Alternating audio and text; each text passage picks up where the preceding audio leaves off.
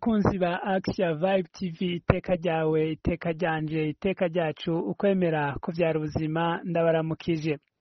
Amakuru y'uno munsi tukaza kubabwira ukuntu abakirisi bitabiriye igisabiso c'iminsi 3 nk'uko abepiskopi bo muri kano karere bari babisavye. Turaza kubabwira urugendo mukuru w'igihugu cacu nyene icubahiro Evariste Ndayishimiye yagize umuryango w'Abayisilamu mu Burundi. Mu kurangiza tukaza kubabwira imyiteguro yiyatigwa mw'ibanga ry'ubwepiskopi muri diocese Bubanza hamwe na diocese Rutana Sangwe Ikaze. Abakirisu b'abakatolika mu karere k'ibiyaga binini baritabiriye igisabiso c'iminsi 3 co gusabira amahoro akarere k'ibiyaga binini nk'uko bari babisabwe n'abepiskopi muri diocese nkuru ya Bujumbura, aho twashoboye kwibonera bikaba vyaritabwe ku rugero rushimishije. Ku munsi wa kane bakaba baguma bakurakuranwa mu masengero baje gushengerera Yezu mw'isakaramento ry'Ukaristiya. Abatari bake bakaba bari basanzwe babikora kuri uyo munsi, aho twovuga nko muri paruwasi Nyakabiga na paruwasi ya Kinindo. Inzira y'umusaraba ku munsi wa gatanu nayo nyene ikaba yaritabwe hamwe n'ishapure kuri wa gatandatu, ahenshi bakaba bahuye mu gatondo. Umukuru w'igihugu cacu nyene icubahiro Evariste Ndayishimiye yaragendeye umuryango w'Abayisilamu mu Burundi Komibu mu mpfunyapfunyo y'igifaransa kuri wa gatanu igenekerezo rya 28 Ntwarante umwaka wa 2025. Umukuru w'igihugu akaba yagiye yitwaje imfashanyo ugizwe n'itoni 3 z'ibiharage, itoni 2 z'umuceri, itoni y'ifarine hamwe n'ibindi.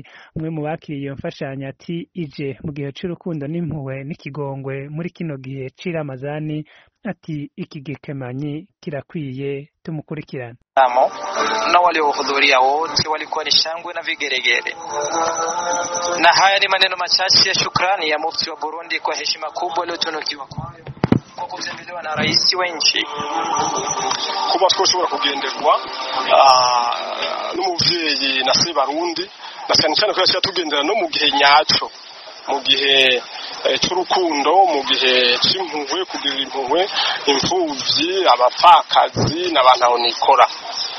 Murabona ko n'agakemanyi baje batuzaniye mu by'ukuri n'agakemanyi gakwiye, kandi natwe tuzogerageza kugira ngo tugasabikanye mu bo turongoye muri iki gihugu cacu c'u Burundi, mbere ndetse n'abo mu ntara bamwe bamwe tubashira dukenya mugabo nabo bashikirwe. N'umunezero ntangere cyane gose, turamukengurukiye cyane gose ku kigoro yagize muri uyu mugoroba kuri uyu munsi wa gatanu irigenekerezo rya 28 ukwezi kwa gatatu 2025.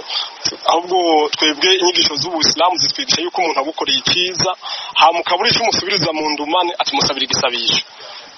Reka numfata kano kanya mu by'ukuri nsaba Imana mushobora byose, mugira byose, ibandanye tubungabungira umuvyeyi wacu n'icubahiro mu gihugu cacu Burundi ciza, imubungabunge ahari hose, hama ihezagira ivyo yatanze ikondi ihezage n'ivyo yasigaje, twama yamane umutima wo gufasha abantu aho nikora n'abandi bose bari ambeze. Murakoze.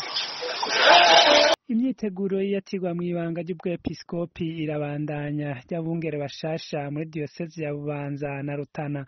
Musenyeri Emmanuel Ntakarutimana kazokwatirwa kuri wa gatandatu igenekerezo rya 5 Ndamukiza umwaka wa 2025 mu nkuka y'imisa izoba igihe c'isaha 4 ku kibuga c'umupira w'amaguru c'Ububanza.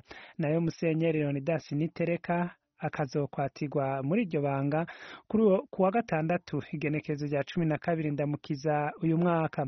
Tuyibutse ko abo bungere bose bagenywe na nyin'ubweranda Papa Francisco ku wa 15 Ruhuma uno mwaka. Cuti namwe bagenzi bakunzi ba Action Vibe TV, iteka ryawe, iteka ryanje, iteka ryacu. Aha niho hagarukiye amakuru nariko ndabashikiriza. Olivier Ntwari nabashikirije, tukazosubira mu makuru yacu yo hanyuma. Gira iteka.